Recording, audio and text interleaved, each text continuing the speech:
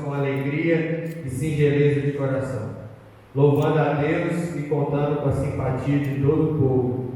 Enquanto isso, acrescentava-lhes o Senhor dia a dia os que iam sendo salvos. Amém? Vamos orar mais uma vez? Pai, fala o nosso coração através da tua santa palavra. Edifica o nosso coração, Deus, em nome de Jesus. E Deus nos faz, ó Deus, viver, ó Deus, as marcas de uma verdadeira igreja do Senhor, Pai. Em nome de Jesus, ó Deus. Amém, Senhor. Amém. Irmãos, eu compartilhei esse texto com os irmãos, preguei esse texto com os irmãos em agosto do ano passado, no mês de missões da nossa igreja. E como hoje pela manhã recebemos novos membros em nossa congregação, uma bênção de Deus, Deus colocou no meu coração esse texto novamente, o mesmo texto, mas não o mesmo sermão. Porque esse texto mostra para nós marcas e de fato princípios que uma verdadeira igreja, uma igreja fiel ao Senhor precisa viver. Eu tenho lido um livro que se chama Por que Amamos a Igreja?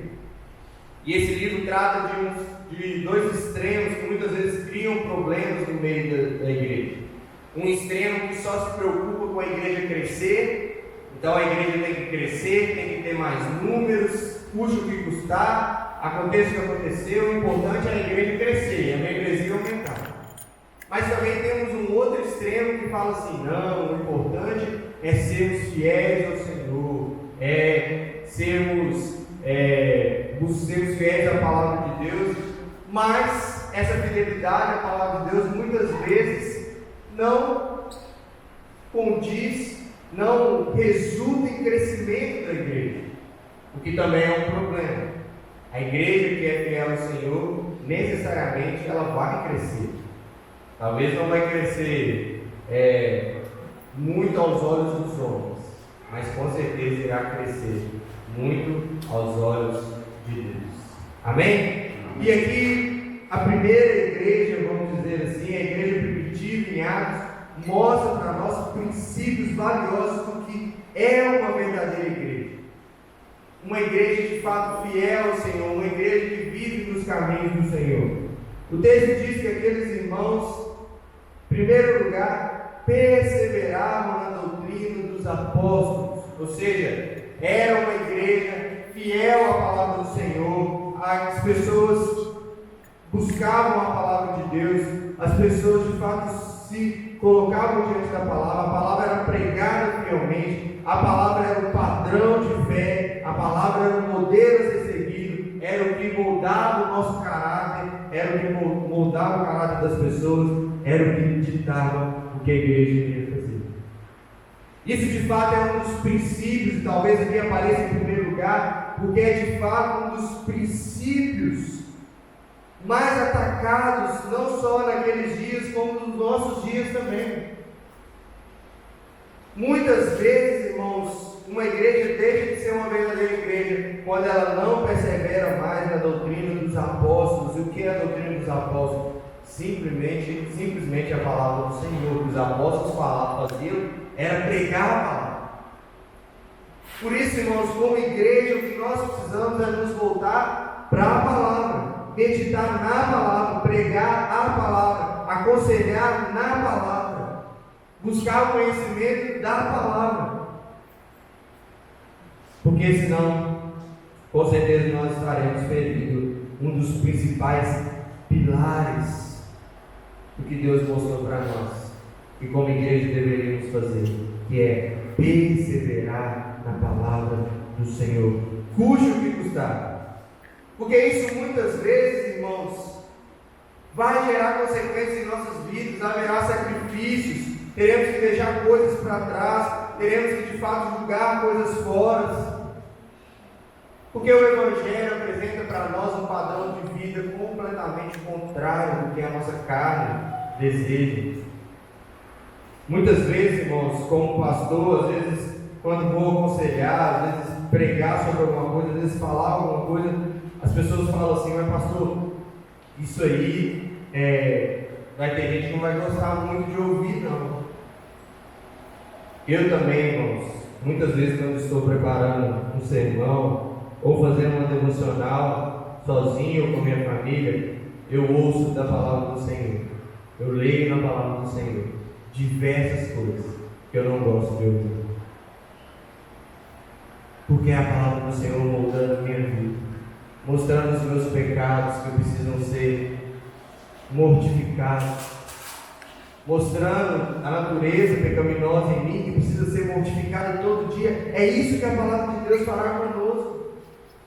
É isso que a igreja, por isso a igreja precisa perseverar na palavra e pregar a palavra, porque a pregação da palavra é a luz de Deus que brilha no nosso coração, que brilha no coração de uma pessoa e mostra o que está desconforme a palavra de Deus, o que não está correto segundo a palavra de Deus, e chama essa pessoa. Não é isso que Paulo fala em Timóteo, para Timóteo, que a palavra é útil para a repreensão, para a correção, para a educação e justiça. A marca de uma verdadeira igreja, irmãos, é uma igreja que persevera na palavra do Senhor. Não em nenhum livro de autoajuda, não em nenhum livro de interpretação, não em nenhum homem, em nenhum pastor especial, em nenhum mestre, em nenhum profeta, na palavra de Deus. É na palavra que nós perseveramos. Em segundo lugar, ele diz que eles perseveravam na comunhão e no partir do pão. O partir do pão aqui é uma referência à ceia do Senhor, ou seja, eles perseveravam ali na comunhão como igreja e na prática da ceia do Senhor. Irmãos, comunhão, às vezes quando a gente ouve essa palavra sobre comunhão na igreja, a gente pensa assim, um churrasco, uma ida num sítio, um evento, alguma coisa assim social, e muitas vezes a gente tem no coração e na mente que são esses eventos que geram comunhão, no meio da igreja. Mas o que gera comunhão no meio da igreja, em primeiro lugar, é o que foi falado em primeiro lugar: perseverança na palavra do Senhor. O que gera comunhão na igreja é nós meditarmos na palavra juntos, é nós orarmos juntos, é nós caminharmos juntos. Não só no domingo aqui, mas durante todos os dias, se possível for, se preciso for. O que gera comunhão na igreja é nós carregarmos um irmão que esteja fraco. O que gera comunhão na igreja é nós chorarmos com um irmão que esteja chorando. O que gera comunhão na igreja é nós nos alegrarmos com um irmão que esteja alegre. O que gera comunhão na igreja é se um irmão chamar nós para andar uma milha, nós andarmos duas. Isso que gera comunhão no meio do povo do Senhor. Mas muitas vezes, irmãos, nós não estamos buscando de fato essa comunhão. Porque às vezes nós vemos o nosso irmão aqui no domingo e eu só vou ter algum tipo de conversa com ele no outro domingo. Durante a semana eu me relaciono com muitas pessoas e já falei sobre isso aqui. Não tem nada de pecado nós temos amigos não crentes, mas nós precisamos de fato nos empenhar para criarmos relacionamentos, amizades, comunhão com o povo de Deus. Durante a semana eu preciso me preocupar com o meu irmão. Irmão, você não veio no culto domingo, o que aconteceu? Está tudo bem, posso orar por você? Irmão, vem cá na minha casa, irmão, eu estou indo na sua casa te visitar. E aí, quando o irmão for na sua casa, você faz um cafezinho especial para ele. Quando o pastor for, você não precisa fazer não, porque o pastor está gordinho e precisa emagrecer. Então não precisa de comida. Mas quando o irmão for, faz um cafezinho, chama o irmão, vai na casa do irmão, ora com o irmão, faz uma chamada de vídeo, que é o atual hoje aí, graças à pandemia, se tornou tão forte. Isso gera comunhão no povo de Deus, irmãos. Mas muitas vezes nós nos encontramos aqui domingo, oi, tudo bem? A gente conversa depois do culto, e depois só no outro domingo. Que possamos, de fato, viver em comunhão com o povo do Senhor. Perseveravam, em terceiro lugar, nas orações. Eles oravam, eles buscavam diante do Senhor, buscavam o Senhor em oração, juntos como igreja. Irmãos, a oração é um grande privilégio de Deus, é uma grande arma que Deus nos deu. E você deve sim orar fato na sua casa, no seu íntimo, mas o crente também precisa orar junto como igreja, e nós precisamos estar aqui juntos orando o máximo de tempo que pudermos. E aí eu quero chamar a nossa atenção para um detalhe. Na última quinta-feira nós estávamos aqui, eu, a Jéssica, o Davi e o Samuel orando. E eu não tenho dúvidas, irmãos, que poderíamos estar. Chegou o jogo depois, né? Esqueci o jogo. E não tenho dúvidas de que poderíamos estar aqui em um número muito maior. Não tenho dúvidas que haviam pessoas em casa que poderiam estar aqui orando. Nós precisamos perseverar em oração, buscar o Senhor em oração. A oração, irmãos, de fato, é o meio pelo qual Deus determinou fazer tudo o que Ele quer fazer acontecer. Há certas coisas que Deus só vai fazer se nós orarmos, porque a oração é o meio que Deus determinou para as coisas acontecerem. Por isso nós precisamos orar, clamar ao Senhor incessantemente. Nós estamos, irmãos, como congregação, a um próximo passo de uma organização. Não estamos longe. Nós temos membresia, temos homens capacitados, temos uma arrecadação financeira boa, que poderia ser melhor. Para os irmãos terem ideia, abrindo um parênteses aqui, hoje nós temos 43 potenciais dizimistas aqui na igreja, ou seja, pessoas que recebem algum tipo de renda. Nos últimos 3 meses, somente 15 pessoas dizimaram. Nos últimos 5 meses, 27 pessoas dizimaram. Se os irmãos entenderem, se essas 43 pessoas dizimassem fielmente ao Senhor, fazendo uma previsão orçamentária aí, nós teríamos condições de ser uma igreja independente. Nós seríamos uma igreja independente, ou seja, a nossa arrecadação supriria os nossos gastos, ou seja, nós estaríamos organizados. Isso é prova porque nós temos no nosso próprio presbitério igrejas organizadas que não têm a quantidade de membros que nós temos e não têm a arrecadação que nós temos. Por isso, irmãos, nós precisamos orar. Nós precisamos orar e clamar ao Senhor juntos, buscar diante do Senhor juntos. Talvez há pessoas que precisam da nossa oração porque não conseguem, têm dificuldade na sua vida financeira, não conseguem administrar bem as suas finanças, e aí se tornam infiéis nos dízimos e ofertas. Nós precisamos buscar o Senhor juntos, orar ao Senhor por essa campanha do lote aí, clamar a Deus para isso crescer e prosperar, orar ao Senhor pelos irmãos, uns pelos outros. A oração é uma arma extremamente poderosa que muitas vezes nós não usamos, irmãos, e precisamos estar juntos como igreja em oração. Se você pesquisar toda a história do cristianismo, você verá quantos e quantos grandes movimentos de avivamento, missionários e outros começaram com simples reuniões de oração. O povo orando, o povo clamando. Uma igreja que ora, de fato, é uma igreja que avança. Em quarto lugar, o texto diz, no versículo 43, que em cada alma havia temor. Irmãos, Deus é maravilhoso. Deus é Deus de amor. Deus é Deus de misericórdia, de graça. Deus é muito bom o tempo todo por nós. Mas muitas vezes a gente exalta tantos esses atributos de Deus que a gente vai trazendo Deus assim, para o mesmo patamar que nós. E Deus não está no mesmo patamar que nós. Há um abismo gigante entre nós e Deus, no sentido de Deus ser extremamente santo, puro. Ele é Deus. Ele é todo poderoso, Ele é imensurável, Ele é imutável, Ele é eterno. Por isso que há de fato essa distinção entre nós e Deus, e por isso quando nós nos relacionamos com Deus, precisamos relacionar com temor e tremor diante do Senhor. Provérbios diz que o temor do Senhor é o princípio da sabedoria. Se nós queremos ser sábios, irmãos, nós precisamos temer e tremer diante de Deus. sabendo que Deus é santo, que Deus é puro. E entender que o Evangelho, irmãos, não é para ser vivido, o cristianismo não é para ser vivido, a vida com Deus não é para ser vivida segundo o jeito que eu quero, a maneira que eu quero,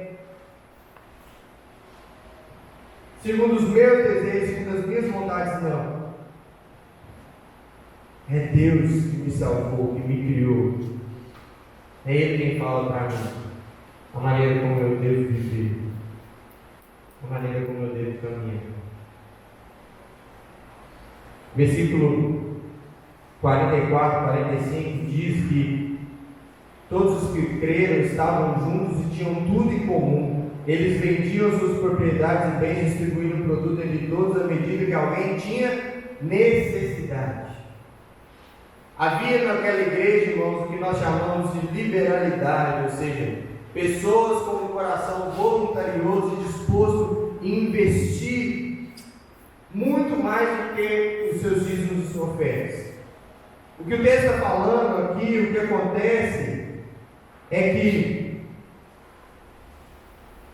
se tinha alguém necessitado de alguma coisa, os irmãos e as pessoas daquela igreja, primeira igreja, da igreja primitiva, vendiam até as suas próprias posses para suprir as necessidades daquelas pessoas.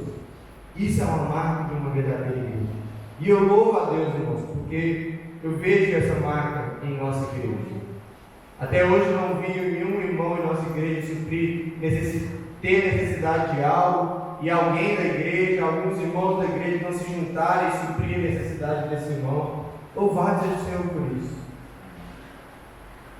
Lembra que Deus nos deu os nossos recursos para o nosso gozo, para que possamos investir na obra do Senhor e para que possamos de fato ajudar também o nosso próximo, ajudar os nossos irmãos. Uma igreja de fato fiel ao Senhor entende que tudo que tem, irmãos, tudo que recebe, tudo que está em suas mãos vem de Deus, é de Deus. E nós podemos usar isso em prol da obra do Senhor, em prol da vida do próximo, em prol da vida do meu irmão em Cristo Jesus.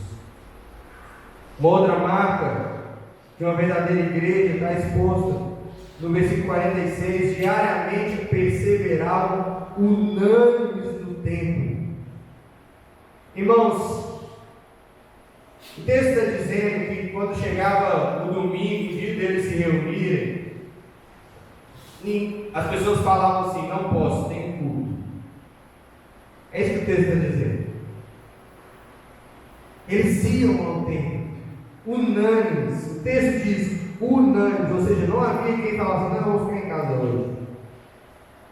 Estou cansado, essa semana eu cuidei de muita ovelha. As ovelhas eu trabalho hoje, essa semana. Hoje é domingo, eu vou descansar. Não havia isso.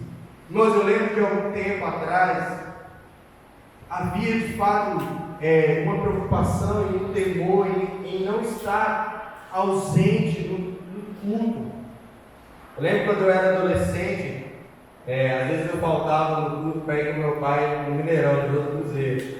E eu ficava assim: nossa, o cruzeiro vai perder só porque eu faltei no culto. Eu ficava com esse medo, pensando assim, incomodado. E de fato, irmãos, não lembro de muitas vitórias quando eu faltei para ir, não sei se tem relação. Mas o que eu quero destacar é esse incômodo que havia no nosso coração na época. As pessoas, os irmãos mais velhos que podem falar como de fato há anos atrás havia uma preocupação e um temor ainda maior de não faltar ao culto, de ir ao culto, de estar presente no culto. Mas hoje sequer passa pela cabeça do crente que o domingo é o dia do Senhor, que Deus nos mandou, é o mandamento de Deus para nós reservar esse dia como o dia do Senhor, como o dia do nosso Deus. E de fato o culto deixou de ser uma prioridade. Mas a marca de uma verdadeira igreja é uma igreja que persevera unânime no templo. Por causa do templo, irmãos, por causa do edifício? Não. porque ali a igreja está. E Deus nos abençoe de diversas maneiras, irmão. Deus te abençoe quando você está lá na sua casa buscando o Senhor. Deus te abençoe quando você está trabalhando, ciente de que você está trabalhando para a glória de Deus.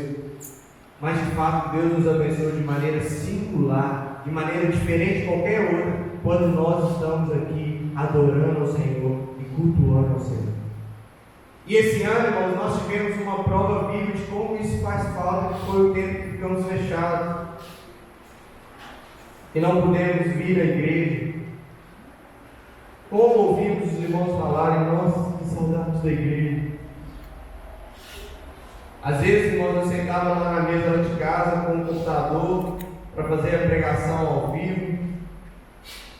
E às vezes eu orava, pedia ao Senhor, me ajuda e não deixe meu coração ficar indiferente. Porque pregar para a tela do computador era difícil.